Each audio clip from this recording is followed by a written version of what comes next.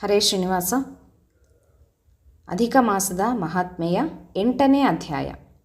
ಭಗವಾನ್ ವಿಷ್ಣುವು ಪ್ರಸನ್ನನಾಗಿ ತೆರಳಿ ಅಲ್ಲಿ ಅಧಿಕ ಮಾಸವನ್ನು ತನ್ನ ಬಳಿಯೇ ಉಳಿಸಿಕೊಂಡನು. ಇದರಿಂದ ಅಧಿಕ ಮಾಸವು ಸಂತೋಷದಿಂದ ವಿಷ್ಣುವಿನ ಬಳಿಯೇ ವಾಸಿಸತೊಡಗಿತು.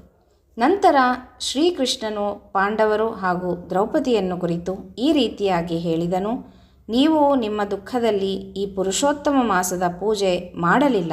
ಸುಖ, ದುಃಖ, ಐಶ್ವರ್ಯ, ಸಂಪತ್ತು ಪ್ರತಿ ವ್ಯಕ್ತಿಗೂ ಅವನ ಅದೃಷ್ಟದ ಅನುಸಾರವಾಗಿ ಪ್ರಾಪ್ತಿಯಾಗುತ್ತದೆ. ನಿಮ್ಮ ದುಃಖಕ್ಕೆ ಇನ್ನೊಂದು ಆಶ್ಚರ್ಯವಾದಂಥ ಕಾರಣವೂ ಇದೆ. ಅದರ ಇತಿಹಾಸವನ್ನು ನಾನು ನಿಮಗೆ ತಿಳಿಸುತ್ತೇನೆ. ಈ ದ್ರೌಪದಿಯು ಹಿಂದಿನ ಜನ್ಮದಲ್ಲಿ ಮಹರ್ಷಿ ಮೇಧಾವಿಯ ಒಬ್ಬಳೇ ಮಗಳಾಗಿದ್ದಳು. ಅತ್ಯಂತ ಸುಂದರಿ, ಸಕಲ ಕಲಾ ನಿಪುಣೆ. ಈಕೆಯ ಬಾಲ್ಯದಲ್ಲಿಯೇ ತಾಯಿಯು ಗತಿಸಿದ್ದಳು. ಹಾಗಾಗಿ ತಂದೆಯು ಈಕೆಯನ್ನು ಬಹಳ ಪ್ರೀತಿಯಿಂದ ಸಾಕಿ ಸಕಲ ಶಾಸ್ತ್ರಗಳಲ್ಲಿಯೂ ಪಾರಂಗತಳನ್ನಾಗಿ ಮಾಡಿದ್ದನು. ವಿವಾಹ ವಯಸ್ಕಳಾದರೂ ಈಕೆಗೆ ಯೋಗ್ಯನಾದಂಥ ವರ ದೊರಕಿರಲಿಲ್ಲ.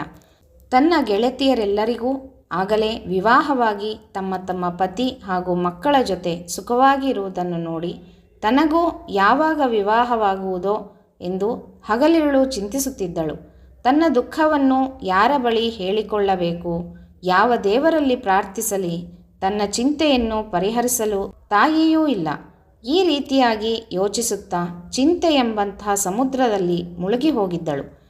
ಈ ಮಹರ್ಷಿ ಮೇಧಾವಿಯು ಮಗಳಿಗೆ ತಕ್ಕ ವರನನ್ನು ಹುಡುಕುತ್ತಾ ಎಲ್ಲೆಲ್ಲೋ ಅಲೆಯುತ್ತಾ ಕನ್ಯಾದಾನದಿಂದ ತನ್ನ ಕರ್ತವ್ಯವನ್ನು ಮಾಡಿ ಮುಗಿಸಬೇಕೆಂದು ಎಷ್ಟೇ ಪ್ರಯತ್ನ ಪಟ್ಟರೂ ಯಾವುದೇ ಪ್ರಯೋಜನವಾಗಿರಲಿಲ್ಲ. ತಿರುಗಿ ಬಳಲಿ ತನ್ನ ಮನೆಯ ಮುಂದೆಯೇ ಮೂರ್ಛಿತನಾಗಿ ಬಿದ್ದುಬಿಟ್ಟನು.